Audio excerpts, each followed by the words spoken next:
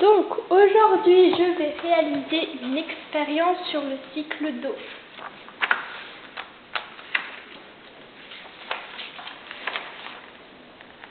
Donc il faut prendre la maquette du cycle d'eau.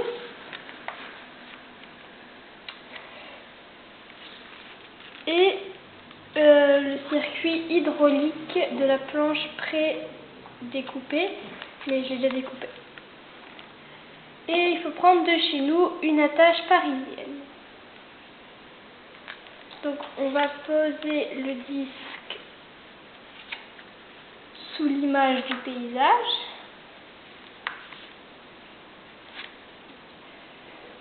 On glisse l'attache parisienne dedans. Et voilà.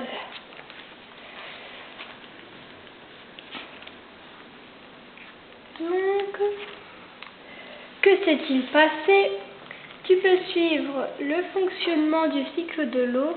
On parle de cycle car une goutte d'eau qui suit tout le chemin indiqué sur l'image revient exactement à sa position initiale, du moins en théorie.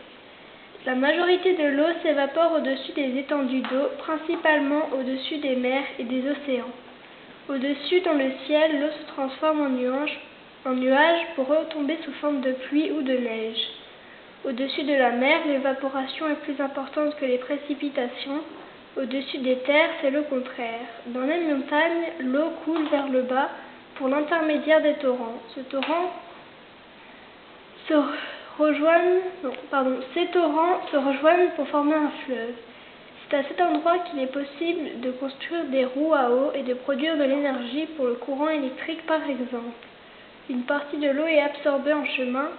Elle alimente les nappes phréatiques. Il ne s'agit bien sûr pas d'un cycle parfait car il comporte de nombreux chemins en détour. En réalité, le cheminement de l'eau est bien plus complexe. Sur l'image, les plantes, les animaux, les hommes qui puissent l'eau et la rejettent ne sont pas représentés par exemple. Seules les principales réserves d'eau y figurent.